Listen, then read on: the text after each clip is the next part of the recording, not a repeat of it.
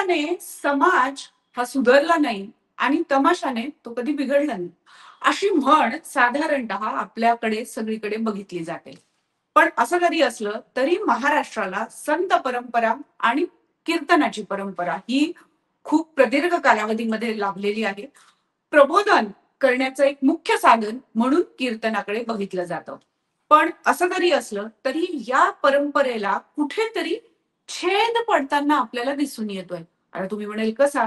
तर गेल्या अनेक वर्षातून आपण पाहतोय की वेगवेगळे प्रवचनकार असतील, वेगवेगळे कीर्तनकार असतील, हे उदयाला येताना आपल्याला दिसत आहे.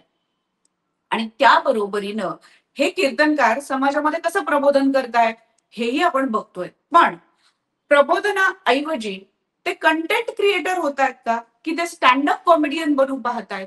नक्की गोंधळ कुठे झालाय? या सगळ्यावर आज आपण चर्चा करणार आहोत आणि त्याचसाठी आपण निमंत्रित केलेलं आहे तृप्ती देसाई, ज्या आपल्या सगळ्यांनाच माहिती आहे. समाजसेविका म्हणून त्या प्रसिद्ध आहेत आणि अगदी परखड मतं मांडण्यासाठी म्हणून त्या आपल्या सगळ्यांमध्ये प्रसिद्ध आहेत असं म्हणायला हरकत नाही. तृप्ती, स्वागत आहे तुमचं. धन्यवाद. जसं मी ओपनिंग केलं त्याप्रमाणे आपण बघतो की खरं तर कीर्तनाची खूप मोठी परंपरा आपल्या सगळीकडे महाराष्ट्राला लाभलेली आहे.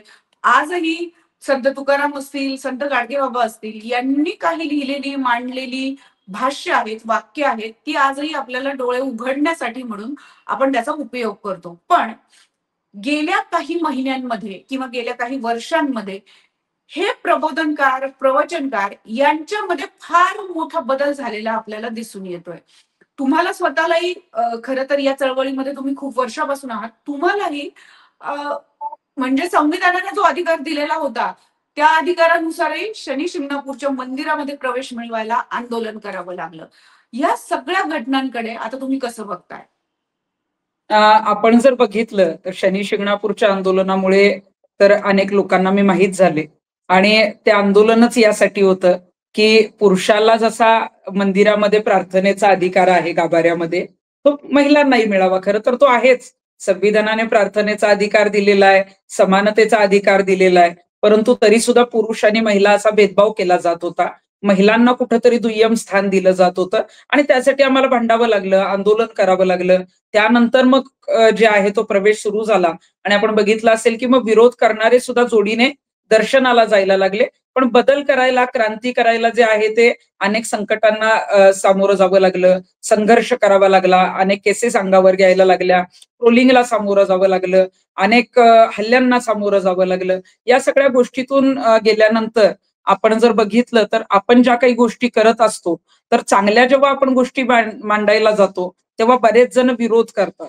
आता आपण कीर्तनकारांचा विषय घेतोय तर कीर्तनकारांच्या विषयामध्ये जर बघितलं तर सुरुवातीला आम्ही जेव्हा लहान होतो तेव्हा अगदी बंडातात्या कराडकर असतील, बाबा महाराज सातारकर असतील, घरचे आवर्जून कीर्तन तिकडे ऐकायला नाही गेलो तर टीव्हीला कीर्तन त्यांचं लागायचं. आणि कीर्तन म्हणजे कसं आहे की घरातले कुठले तरी समजा बाहेर आपण ऑफिसमध्ये गेलो, कुठेतरी टेन्शन आलेलं असतं, काहीतरी चढ उतार आयुष्यामध्ये आलेले असतात, घरामध्ये काही कटकट झालेली असते, तर कीर्तनामध्ये गेल्यानंतर आपलं मन शांत व्हावं आणि त्या पद्धतीनं कुणीतरी प्रबोधन करत असतं, उपदेश करत असतं आणि ते आपण ऐकावं आणि देवाच्या भक्तीमध्ये तल्लीन होऊन जावं, याला कीर्तन म्हणतात असं मला तरी माहितीये, कारण मी लहानपणापासून जे कीर्तन बघितलेलं आहे. परंतु आता सध्या काही वर्षांमध्ये अनेक कीर्तनकार उदयास आलेत. मध्यंतरी तर आम्ही सांगितलं होतं पुरुष कीर्तनकार आहेत तशा महिला कीर्तनकारी झाल्या पाहिजेत, त्यांनी खूप चांगल्या पद्धतीनं कीर्तन सांगितलं पाहिजे. पण सध्या महाराष्ट्रामध्ये जर आपण बघितलं तर कीर्तनकार पुरुष पण आहेत, महिलाही आहेत आणि काही कीर्तनकार जे आहेत ते फक्त सोशल मीडियावर कुठेतरी व्हायरल होण्यासाठी किंवा आपल्याला कुठेतरी पब्लिसिटी मिळण्यासाठी स्वतःचा PR नेमतात आणि कुठंतरी मग पानचट जोक करणं असेल, कॉमेडी करणं असेल. ग्रामीण भागामध्ये जास्त कीर्तनं होतात.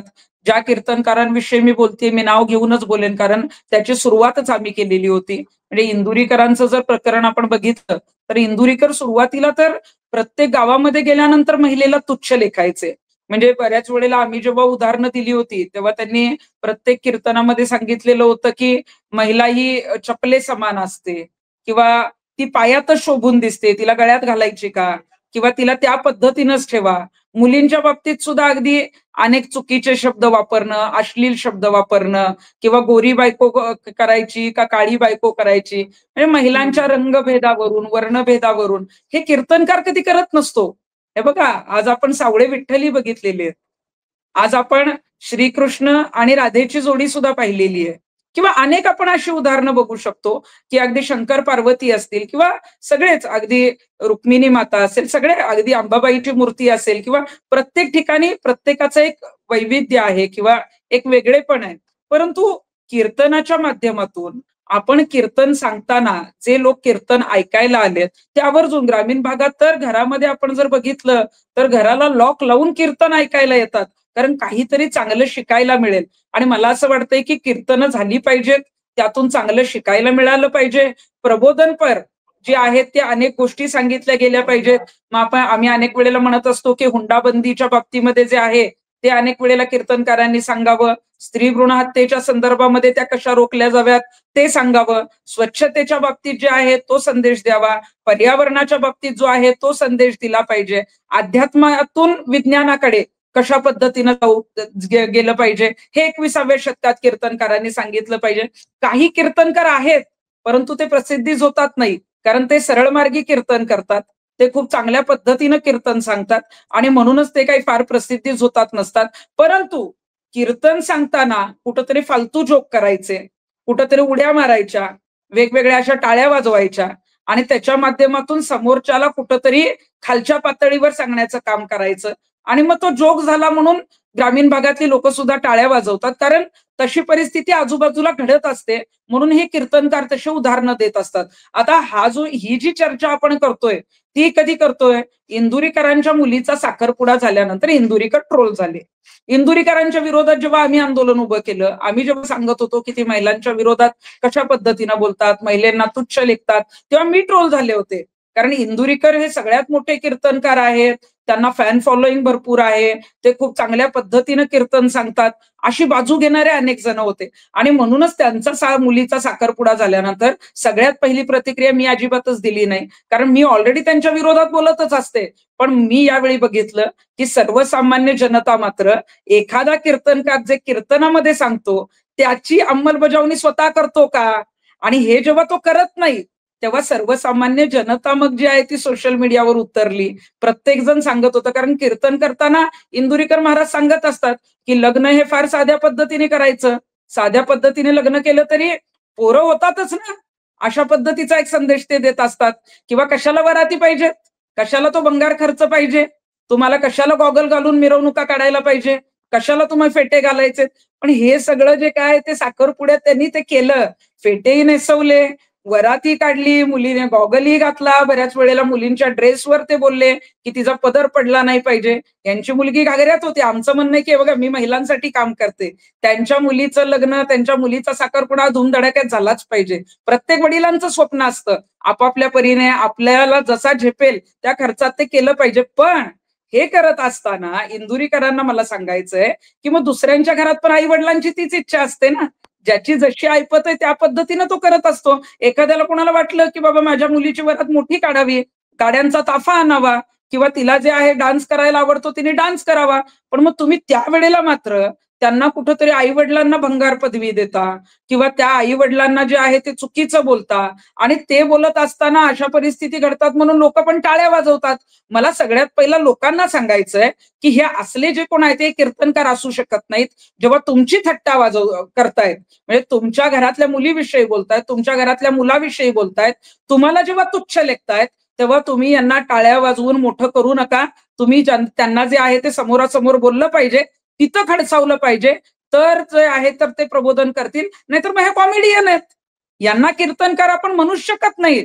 कारण तुम्ही फक्त टाळ्या घेता, तुमच्या विनोदावर सगळे हसतात आणि तो विनोद जो आहे तो इतका महागात पडतो की कधी कधी तुम्ही जो विनोद मुलींविषयी करता, आता काही वेळेला एका व्हिडिओमध्ये अनेक वेळेला ते सांगतात की मुलगी जर बाहेर गेली तर वडिलांनी तिची बॅग तपासली पाहिजे, कारण एक मोबाईल तिचा सायलेंटवर असतो, व्हायब्रेटवर, आणि एक मोबाईल जो असतो तो वडिलांना माहित असलेला, घरच्यांना माहित असलेला असतो. पण असं नसतं ना सगळीकडे.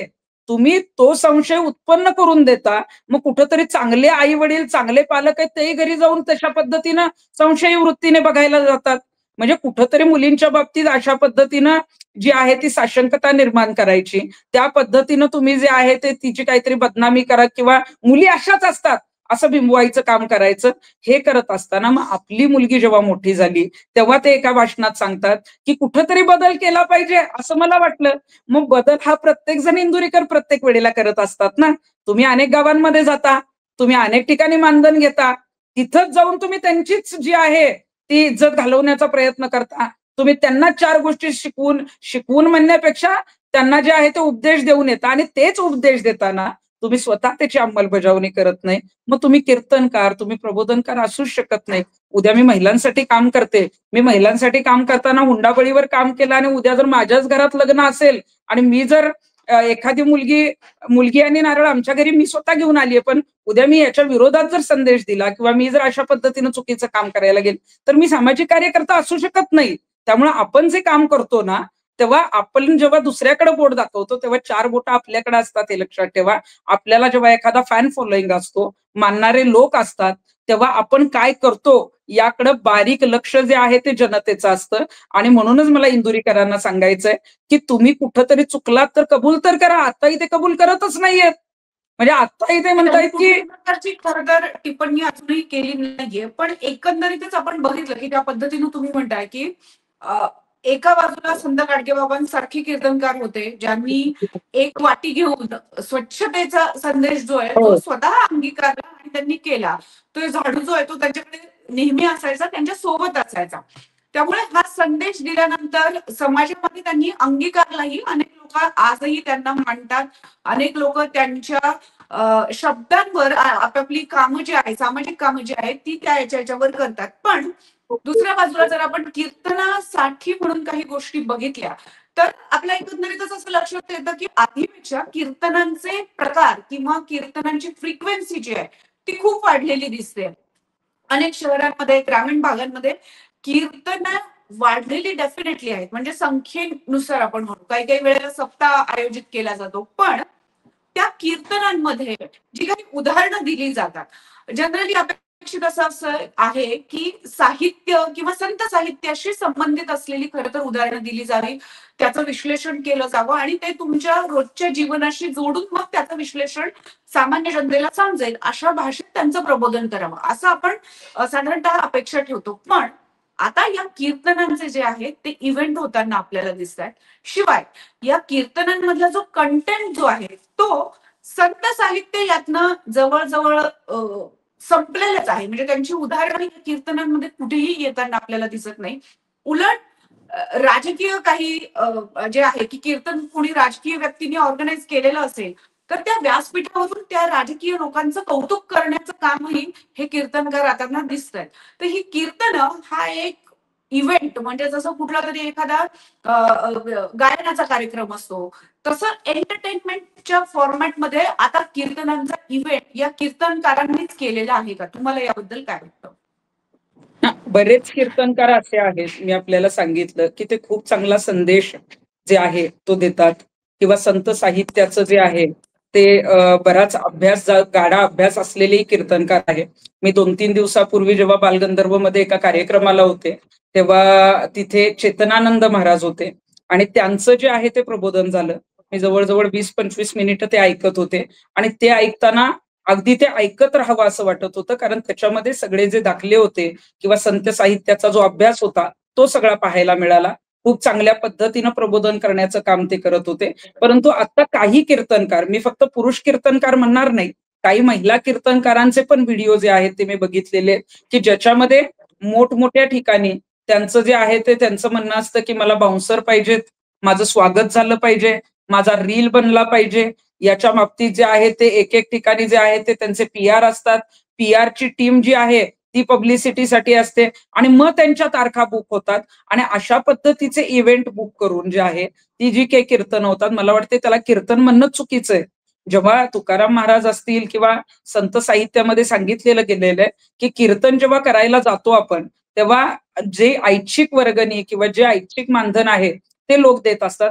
पण आता कीर्तनकारांचे जे आहेत ते रेट ठरलेले आहेत, त्याचा बाजार झालेला आहे आणि आता इंदुरीकरांची बाजू घेणारी अनेक PR टीम आली. मगाशी तुम्ही म्हणाला की त्यांनी कुठलं वक्तव्य किंवा याच्या बाबतीत कुठलंही स्पष्टीकरण दिलेलं नाही, परंतु त्यांची PR टीम एक जो व्हिडिओ साखरपुड्यातलाच जो काही व्हायरल त्यांनी केलेला आहे, त्याच्यामध्ये सांगतायत की आम्ही महाराष्ट्रीयन जेवण ठेवलं, आम्ही वारकरी स्वागताला ठेवलेले होते, आम्ही जे आहे ते जे फेटे आहेत ते ठराविक लोकांना बांधले, हे तेच सांगतायत. पण त्यांना ते स्पष्टीकरण द्यायची गरजच नव्हती. ते चुकलेले आहेतच, त्यांनी त्याची अंमलबजावणी केलेलीच नाही. आणि जेव्हा तुम्ही इंदुरीकरांची बाजू घेऊन ही PR टीम काही सांगत असते, इंदुरीकर काय फुकट कीर्तन करतात का? इंदुरीकरांचे 3-3 कीर्तन जे आहेत ते दररोज होतात किंवा काही वेळेला 2 कीर्तन होत असतील. आणि काल तर आता मी जेव्हा त्यांच्या विरोधात स्टेटमेंट दिलं, मला अनेकांचे फोन आले.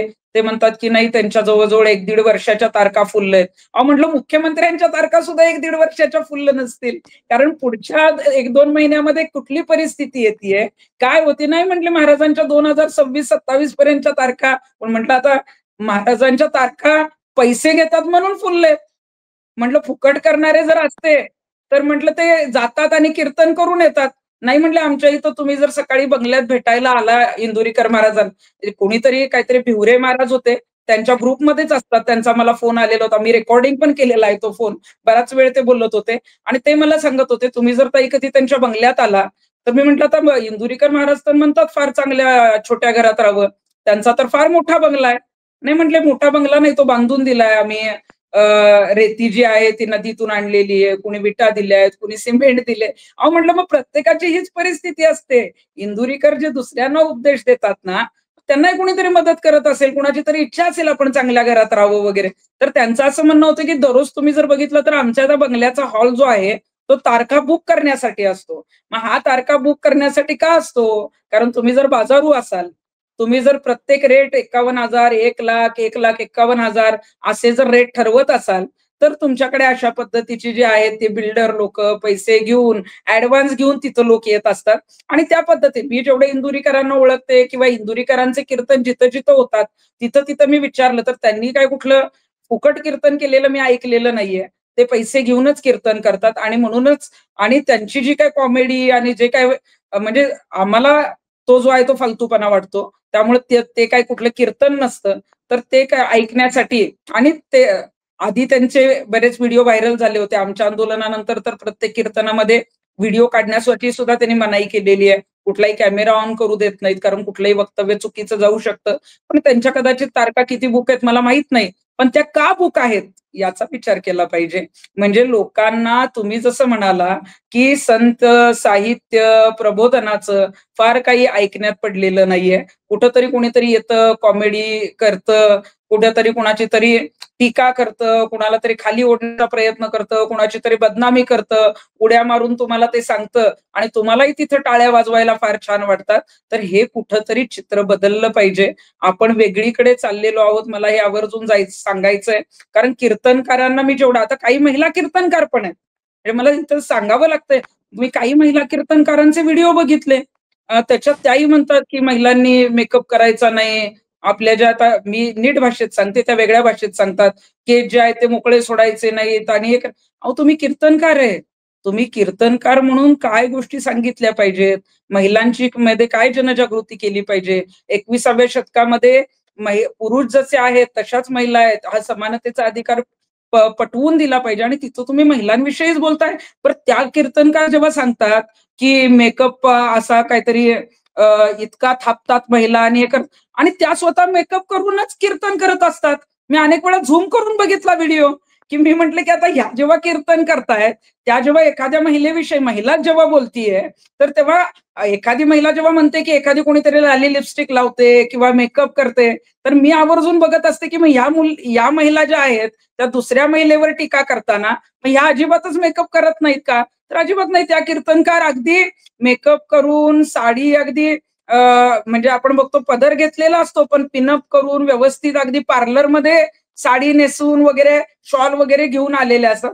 माझं म्हणणं आहे की कीर्तनकार म्हणून तुम्ही काही चांगल्या गोष्टी समाजामध्ये महिलांविषयी असतील, पुरुषांविषयी असतील, त्या सांगितल्या पाहिजेत. पण अनेक वेळेला काही महिला कीर्तनकार या कॉमेडियन सारखे कीर्तन करतात. त्यांच्याही तारखा मी बघितलं की अनेक लोक घ्यायला जातात. मला वाटतं की तुम्ही तारखा घेतल्या पाहिजेत, पण आपण समाजामध्ये काय संदेश दिला पाहिजे, लोकांमध्ये काय प्रबोधन करायला पुढाकार घेतला पाहिजे, कसे कीर्तनकार आपण जे आहेत ते आपल्या कार्यक्रमात आणले पाहिजेत, हा ज्या त्या आयोजकांचा प्रश्न असतो. पण मला असं वाटतं की तो वैचारिकतेचा पण प्रश्न आहे आणि तो विचार करून तसे कीर्तनकार आणले तर आपल्या घरातली मुलं घडतील. आपल्या घरातले जे कोणी लोक तिथं ऐकायला जातात ते ऐकून आल्यानंतर आपल्या घरात जो बदल होणार आहे, तर त्या कीर्तनातले काही शब्द, काही वाक्य, काही जे काही सांगितलं जातं, काही गोष्टी सांगितल्या जातात, त्या ऐकून बऱ्याच गोष्टींची चर्चा घरात होत असते. लहान मुलं अनेक कीर्तनामध्ये जात असतात आणि तिथं जर अशा पद्धतीनं जर असल्या काही गोष्टी सांगितल्या जात असतील, त्याच्यावर जर काहीतरी चुकीचं बोललं जात असेल, चुकीचे संदेश दिले जात असतील, तुमच्या आई वडिलांना तुझा बाप काय करतो, तुझी आई तिकडून आली का, अरे हे कीर्तनकारांचे शब्द नाहीयेत. कीर्तनकार हे आई साहेबांशिवाय बोलत नाहीत. कीर्तनकार हे वडिलांशिवाय बोलत नाहीत. तुम्ही जर बाप बोलायला लागला, आईला काहीतरी वेगळेच शब्द बोलायला लागला, जे मी इथं बोलणार नाही, कारण तुमच्या कीर्तनात आम्ही ऐकलेले आहेत. महिला कीर्तनकार सुद्धा महिलांना ज्या पद्धतीनं बोलतात, तुम्ही हे अजिबात अशा पद्धतीचं जे आहे ते बोलू नका, कारण ते प्रबोधन असू शकत नाही. मग एकतर तुम्ही कीर्तनकार म्हणून जी काही पदवी लावता ती काढा आणि तुम्ही कॉमेडियन जे आहात म्हणून तुम्ही तिथं जा. तुमचे शो बुक होऊ देत, फुल होऊ देत. आम्हाला त्याच्याशी काही घेणं देणं नाही, कारण ते हसण्यासाठी असेल. पण कीर्तनकार म्हणून एक इमेज जी आता काही कीर्तनकारांची होत चाललेली, की ती कुठेतरी लोकांना, आपण बघितलं असेल की इंदुरीकरांचं हे प्रकरण जेव्हा साखरपुड्याचं आलं, तेव्हा इंदुरीकर कीर्तनकार नसून ते कशा पद्धतीनं फक्त उपदेश देणारे आहेत, दुसऱ्यांना शिकवणारे आहेत, स्वतः काही अंमलबजावणी करणारे नाहीयेत. हे अशा पद्धतीची टीका लोकांकडून झालेली आहे. त्यामुळे आपण उपदेश देताना आपण ते करतोय का, तर आपण तो लोकांना द्यावा. आपल्याला जमत नसेल तर जे संत साहित्याचा अभ्यास आहे, ज्याच्यामुळे आयुष्यात कोणाचं तरी चांगलं होणार आहे, अशा पद्धतीच्या चांगल्या गोष्टी कीर्तनकारांनी शिकवणं गरजेचं आहे. तुम्ही ज्या कीर्तनकारांची उदाहरणं देतात, खरं तर हे कीर्तनकार जे आहेत ते विशिष्ट कॅटेगरीतले असं म्हणायला हरकत नाही. कारण ज्या पद्धतीनं सोशल मीडिया जसा काही फोफावला, त्यानुसार हे कीर्तनकार अधिकाधिक काय म्हणता येतील, सोशल मीडिया फ्रेंडली झाले. अ, वैचारिक कुठली तरी भूमिका मांडणं याच्या ऐवजी या लोकांनी कॉन्टेंट क्रिएटर होणं किंवा कॉमेडियन होणं हे जास्त प्रिफर केलं. आता हे कॉन्टेंट क्रिएटर किंवा इन्फ्लुएन्सर होणं आणि कीर्तनकार होणं याच्यामध्ये खूप मोठी तफावत आहे. ही तफावत आपल्याला जाणवतेच, पण दुसऱ्या बाजूला जेव्हा आपण बघतो की असे कॉन्टेंट क्रिएटर असतील, त्याच्या बाजूला जे काही स्टँडअप कॉमेडियन आहेत ते मात्र एका बाजूला प्रबोधन करताना दिसून येतात. म्हणजे या कीर्तनकारांना तुम्ही सोशल मीडिया इन्फ्लुएन्सरही म्हणू शकत नाही, कॉमेडियन म्हणूनही त्यांना म्हणू शकत नाही. पण दुसऱ्या बाजूला आपण बघतोय की जे प्रवचनकार म्हणून आपल्या सगळीकडे प्रसिद्ध आहेत, त्यातली अर्धी लोक मात्र अजूनही जेलमध्ये जातानाचे आपल्याला दिसून येते. त्याच्यातलं मुख्य उदाहरण द्यायचं असेल तर आसाराम बापूंचंही आपल्याला प्रवचनकार म्हणून जे फक्त महाराष्ट्रात नाही तर उभ्या देशामध्ये प्रसिद्ध होते. अशा हो. आसाराम बापूंचं एक छोटस उदाहरण आहे. असे अनेक प्रवचनकार जे आहेत ते या जेलमध्ये पण आहेत. आता महाराष्ट्राची संत परंपरा असेल आणि ही नवीन प्रवचनकारांची आलेली ही परंपरा म्हणूया आपण त्याला, संत परंपरेत नको म्हणूया, ही परंपरा आहे. याच्यामध्ये डिफरन्स करायचा असेल तर लोकांनी नक्की काय केलं पाहिजे असं तुम्ही सांगाल? हे बघा, आपण हे जे काही नवीन कीर्तनकार आहेत, ज्यांना कीर्तनाशी फार काही घेणं देणं नाही, सोशल मीडियावर काहीतरी फॉलोअर्स असले पाहिजेत, कंटेंट क्रिएट केला पाहिजे. आपल्याला फॉलोअर्स आले तर आपल्याला पेमेंट चालू होईल आणि त्यासाठी काही बोललं तरी लोक आपल्याला जे आहे ते शेअर करतील. आणि आपण बघतो की सोशल मीडियावर फार काही आम्ही चांगलं सांगितल्यावर ते शेअर होत नाही, पण एखादं काहीतरी चुकीचं बोलून घाणेरडं बोललेलं किती शेअर होतं हे आम्ही अनेक वेळेला बघितलंय. पण कंटेंट क्रिएटर व्हायचं का आपण आहे त्या पदावर राहायचं हा आपला प्रश्न आहे. आता आम्ही अनेक वर्ष सामाजिक कार्यात आहे. अगदी मी बिग बॉस मध्ये जाऊन आले, आताही आमच्यावर एक चित्रपट येतोय. मलाही बऱ्याच जणांनी सांगितलं की ताई, हा चित्रपट करताना तुम्ही शॉर्ट कपडे घाला. आपण जेव्हा काही काम करत असतो, आपण कसं राहायचं, आपण काही मर्यादा स्वतःला घालून घेतलेल्या आहेत. आम्हाला घरामध्ये कुठल्याही काही सांगितलं नाही, पण आपण जेव्हा एका समाजामध्ये राहतो, आपण आपली विचारसरणी काय ठेवली पाहिजे. मला प्रसिद्धी जोता द्यायचं म्हणून मी दररोजच तुम्हाला फोन करायचा आणि मला दररोज हा विषय बोलायचा असं नसतं. आपल्याला कुठल्या विषयावर व्यक्त व्हायचंय आणि व्यक्त होताना त्याच्यामध्ये खऱ्या अर्थानं आपण त्यात संवेदनशील आहोत का, आपण ते मार्गी लावू शकतोय का, आपण फक्त त्याच्यामध्ये आपण करतोय का त्याच्यामध्ये खरोखरच मुख्यमंत्र्यांपर्यंत काही गोष्टी पोहोचवतोय, हे सगळं बघणं गरजेचं आहे. आणि मी प्रॅक्टिकल चळवळीत काम करणारी कार्यकर्ती आहे, त्यामुळे मी जास्त गोष्टी या ज्या आहेत त्या प्रॅक्टिकली अजून करण्यात जे आहे ते त्याला प्राधान्य देते. आणि आता तुम्ही जे सांगितलं की कंटेंट क्रिएटर आणि आत्ताचे नवीन जे आहेत ते कॉमेडियन किंवा आपण त्यांना काही कीर्तनकार म्हणणार नाही, पण कीर्तनकार हे समाज प्रबोधनकार असतात. आणि नवीन परंपरेतले जे कीर्तन प्रवचन सांगणारे आहेत ते मला असं वाटतं की ते काही फार प्रबोधनकार नाहीत. ते स्वतःची एक इमेज तयार करण्यासाठी किंवा स्वतःला प्रसिद्ध करण्यासाठी त्यांनी सांगितलेल्या काही ज्या कॉमेडी गोष्टी असतात त्याच्यावरून ते त्यांची जी आहे ती इमेज ठरत असते आणि लोक शेअर करत असतात सोशल मीडियावर. 900 लोक आपल्याला बघायला मिळतात. कुणाला वाटलं की नाही बाबा हे अशा पद्धतीनं अरे-तुरे बोलतात, शिवराळ भाषा वापरतात, एखादं चुकीचं वापरतात, तर ते जास्त शेअर केलं जातं. पण मला असं वाटतं की शेअर काय होतंय याच्यापेक्षा आपण लोकांना काय सांगतोय, ते भलेही कमी लोकांपर्यंत पोहोचू देत. म्हणजे आपण बऱ्याच वेळेला म्हणतो की एखादी गर्दी कमी असली तरी चालेल, पण तिथं दर्दी लोक असले पाहिजेत. तसं आपण काय सांगतोय, आपल्या सांगण्यामध्ये संत साहित्याची परंपरा आहे का आपण खरोखरच उगीचच काहीतरी सांगायचंय म्हणून कॉमेडी सांगतो किंवा एखादी कुठली तरी गोष्ट ऐकायची आणि मग ती त्याच भाषेत, ग्रामीण भाषेत कुठली तरी सांगायची आणि ती लोकांपर्यंत पोहोचवायची. पण ती पोहोचवली तरी ग्रामीण गावरान भाषेमध्ये सुद्धा तुम्ही चांगला संदेश देताय का? तर बऱ्याच वेळेला तो दिसत नाही. त्यामुळे नवीन आलेल्या परंपरेने हे जे काही प्रवचनकार आहेत त्यांना कीर्तनकार म्हणू नये, त्यांना प्रबोधनकार म्हणू नये. आणि त्यांना खरोखरच प्रबोधन करायचं असेल तर चांगल्या गोष्टीचं करा. आता अनेक प्रकरणं आलेली आहेत. आता डॉक्टर महिलेचं प्रकरण आलंय, ते होऊ नये. त्या पद्धतीचं जे आहे ते कशा पद्धतीनं गावागावात जातीय सलोखा नांदला पाहिजे. मध्यंतरी बीडचं प्रकरण संतोष देशमुखांचं झालं, त्यानंतर आपल्याला काय काय तिथे सगळीकडे चांगल्या पद्धतीने सांगता येईल. गुन्हेगार मुक्त महाराष्ट्र कसा करता येईल, बलात्कार कसे थांबले पाहिजे, हे कोणीच काही बोलायला तयार नाहीये. हे नवीन परंपरेचे कीर्तनकार म्हणण्यापेक्षा कलाकारच म्हटले पाहिजे. कारण कलाकार कसं आहे की वेगवेगळ्या भूमिका निभावत असतो. मग तो अगदी डान्सही करतो, नाटक करतो, तो अनेक गायन करतो, बऱ्याच वेगवेगळ्या कला त्याच्याकडे असतात. त्यामुळं यांना नवीन हे जे कोणी परंपरेचे प्रवचनकार आहेत त्यांना कीर्तनकार म्हणू नये. कीर्तनकार जे आहेत ते संत साहित्याचा गाढा अभ्यास असणारे आहेत.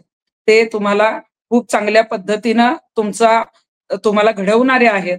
तुम्हाला जेव्हा ते उपदेश द्यायला येतात, ते जेव्हा तुम्हाला सांगायला येतात, तेव्हा खऱ्या अर्थानं अध्यात्माची सांगड आपल्या संसाराशी आणि नवीन आधुनिक विज्ञानाची जी आहे ती सांगड लावून देतात. आणि त्या बाबतीत आपण कसा बदल केला पाहिजे, कशा पद्धतीनं आपण त्याच्यामध्ये जे आहे ते पुढे गेलं पाहिजे, अशा पद्धतीचं जे आहे ते कीर्तन असतं. त्यांना कीर्तनकार म्हणतात. त्यामुळे मला असं वाटतं की आता संत ज्ञानेश्वर महाराजांचा ट्रस्ट आहे, पंढरपूरचा जो आहे ट्रस्ट आहे आणि वारकरी अनेक जरी असले तरी वारकरी संप्रदायाने सुद्धा आता काही कीर्तनकार जे कीर्तन व्यवस्थित सांगत नाहीत किंवा कीर्तनामध्ये काहीतरी वेगळेच विषय असतात, ज्या कीर्तनाचा काही संबंध नसतो, अशा कीर्तनकारांची लिस्ट जी आहे ती वेगळी करणं गरजेचं आहे. नाहीतर कीर्तनकारांकडे बघण्याचा दृष्टिकोन जो आहे तो जनतेचा हळूहळू अजून बदलायला लागेल. मी खरं तर त्या विषयाकडे येणारच होते की श्याम सुंदर महाराज म्हणून जे आहेत हो, ते बऱ्यापैकी संविधानातून प्रकल्पता हो. आणण्याचा प्रयत्न करत असतात एका बाजूला. पण दुसऱ्या बाजूला जसं तुम्ही पंढरपूरच्या ट्रस्टचा उल्लेख केला, आता पंढरपूरच्या वारीतही सनातनी विचार असे पसरवण्याचा काही प्रयत्न होताना आपल्याला दिसून येतो. म्हणजे संविधान विरुद्ध सनातन अशा पद्धतीचं एक चित्र जे आहे ते आता काही दिवसांमध्ये, काही महिन्यांमध्ये आपल्याला सातत्यानं बघायला मिळतं. अर्थात रिसेंट त्याच्या ह्याच्यातलं कुठलं उदाहरण जरी नसलं तरी आपण मागच्या काही घटनांचा आढावा जर घेतला तर आपल्या लक्षात येतं की अशा पद्धतीची लढाई म्हणजे जिथे संत परंपरा जी आहे, जिथे कुठलंही जाती, धर्म, भेद असा पाळलेला नाही, असं म्हणून आपण त्या परंपरेचा गौरवीकरण करत होतो इतके दिवस. पण आता मात्र त्याच पंढरपूरच्या वारीमध्ये अशा पद्धतीनं संविधान विरोधात सनातन अशा पद्धतीचं एक चित्र रंगताना दिसून येत आहे. हे इन्फ्लुएन्सर म्हणणारे अनेक जण बऱ्यापैकी सनातनी विचार पसरवताना आपल्याला दिसून येत आहेत. या सगळ्याबद्दल तुमचं स्वतःचं मत काय आहे? कारण अनेक कीर्तनकारांचा ज्या पद्धतीनं तुम्ही उल्लेख केला आणि सगळ्यात महत्वाचं म्हणजे ही संत परंपरा जी आहे, वारकरी परंपरा जी आहे, ती आपल्याला वाचवण्याचा आपला मुख्य उद्देश आहे. तर या सगळ्याकडे तुम्ही स्वतः कसं बघताय? श्यामसुंदर महाराजांचं कीर्तन संविधानाच्या चौकटीत किंवा खूप चांगल्या पद्धतीनं ते सांगतात. येत्या 30 नोव्हेंबरला सुद्धा पुण्यात एका कार्यक्रमाला आम्ही एकत्र असणार आहे आणि मी आवर्जून त्यांचं कीर्तन ऐकायला अर्धा तास आधी जाणार आहे. याचं कारणच हे आहे, की ते ज्या पद्धतीनं सांगतात, बऱ्याच वेळेला सोशल मीडियावर ते व्हायरल का नाही याचं कारण आता तुम्ही लक्षात घ्या. कारण लोकांना फार काही चांगलं ऐकायचं नाहीये. फार काही ट्रोल ट्रोल होणारी लोकं जी आहेत किंवा आता ज्यांची चर्चा होतीये, ते कशा पद्धतीचं कीर्तन म्हणणार नाही, ते कॉमेडियनच आहेत.